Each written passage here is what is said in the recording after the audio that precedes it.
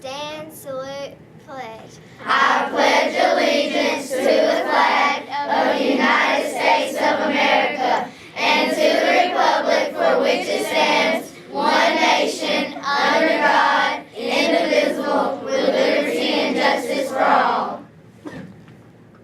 Good morning, DES. I'm Destiny Brown, and I'm here with Sarah Jackson. And we have another wonderful broadcast for y'all today. We are here in Miss Smith's 5th grade classroom. Now that's amazing. And they're being really quiet. And y'all did a really good job on the pledge this morning. Now let's get over to lunch with Cameron Hurd.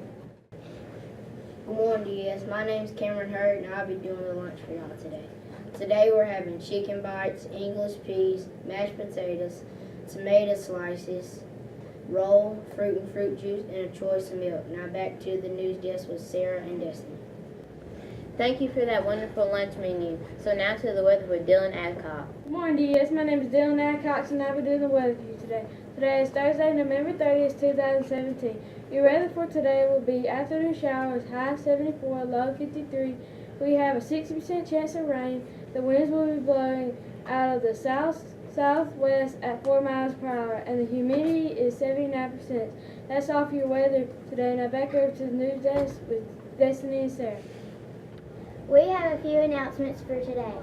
This month is Habit to Begin with the End in Mind. Our community service project was the East Alabama Food Bank. This nonprofit organization serves our students and our community.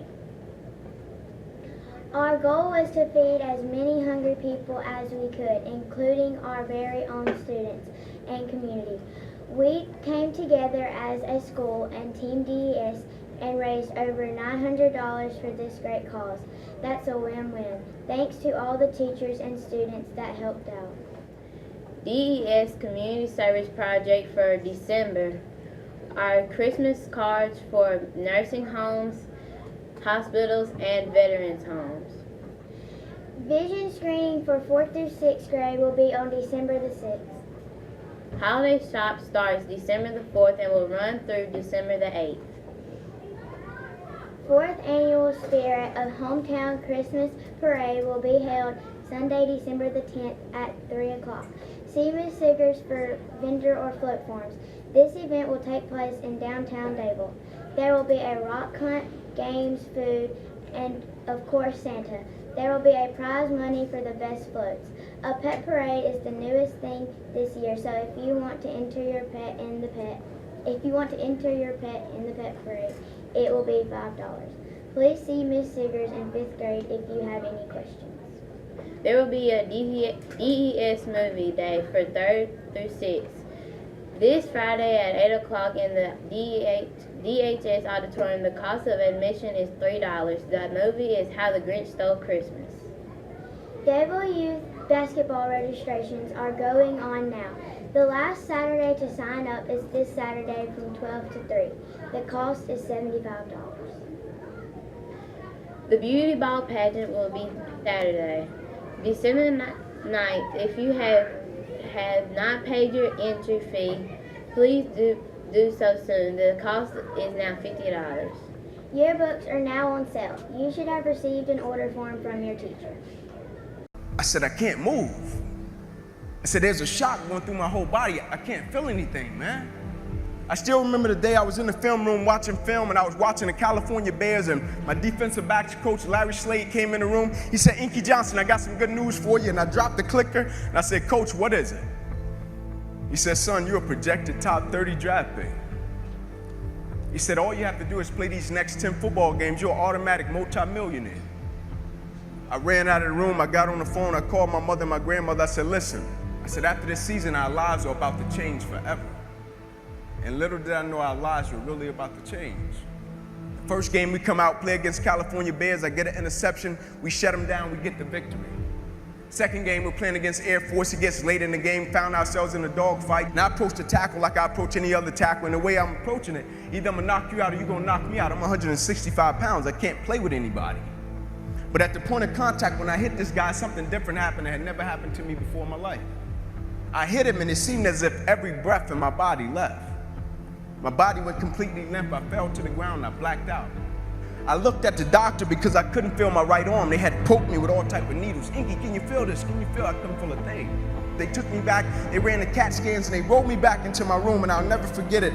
All in about a 15-second time frame, I was lying there in my bed. My father, he went to take a step in, and he looked at me, and he said, son, I can't do it. And he walked out. My mother, she came in, she was running, she kissed me on my forehead, she said a prayer, she said, Ink, everything is gonna be okay, and she ran out. And as soon as my mother stepped outside of the room, the doctor rushed in from the opposite side, and he said, hey, get in here, we gotta rush this guy back to emergency surgery, he's about to die. I said, what? I said, my mom just told me everything was going to be okay. He said, son, what happened? You have busted up subclavian artery in your chest, you're bleeding internally. Have to rush you back and take the main vein out of your left leg and plug it into your chest in order to save your life. And when I woke up from recovery, the same doctor was standing over me. He said, Inky, I have some good news and some bad news for you. I said, you got some bad news for me? After telling him I was about to die, I'm still alive. How bad can it get? I'm still here. He said, the good news is, son, we saved your life. I said, thank you, sir. He said, the bad news is you have nerve damage in your right shoulder. You probably can never play the game of football again in your life. I said, Doc, no disrespect, man, but I'm 8 games away. I've been working for this ever since I was 7 years old. Doc, there's no way. God, not now, God. Like, let me make it to the NFL so I can help my family first. Like, we miss meals. I said, there's no way. I never cheated. I never cheated myself. I gave everything I had to it, and I respected it. I never cheated. There's no way that my career can be over. I said, send me up to the Mayo Clinic. And after several visits, I'll never forget, this is when reality set in. It was me, my mother, my father in the room, and the doctors came in. They said, Inky Johnson, here's the deal. They said, son, we hate to tell you, but your arm, it would never be the same again. Your hand, it would never be the same again. Son, you can never play the game of football again. They said, son, here are your surgery options. We can take a muscle out of the back of your left leg, plug it into your right arm, but there's a possibility that you'll be left with a weak left leg and a weak right arm the rest of your life. Or we can take a nerve out of your left arm, reroute it up to your chest, down into your right arm, but there's a possibility that you'll be left with 2 weak arms the rest of your life. Or we can take a nerve out of your left rib, reroute it up to your chest, down into your right arm, but there's a possibility that you'll be left with a breathing problem and a weak right arm the rest of your life. By the way, tell us what you want to do in the morning. And the next morning I walked into the doctor's office. They said, son, what option did you choose? I said, no disrespect to you, doc, I'm not choosing an option. My situation is out of your hands. I said, no disrespect to you, doc. Cut me where you gotta cut me. I said, I know I will come out of this situation okay. As I stand right here on this stage before you today, they cut me 6 times down my left thigh. They cut me 2 times across my right rib. They cut me 2 times across my right pec. They cut me 1 time across the left side of my neck, 1 time across the right side of my neck. They cut me from the bottom of my armpit all the way down to the bottom of my hand. And after they got through cutting on me, they said, son, you're gonna be in this hospital for the next 40 days. I walked out of the hospital on the 3rd day. They said, you broke a record. How did you do it? And I said, first and foremost, the thing I want y'all to understand, I will never let a circumstance or a situation define my life.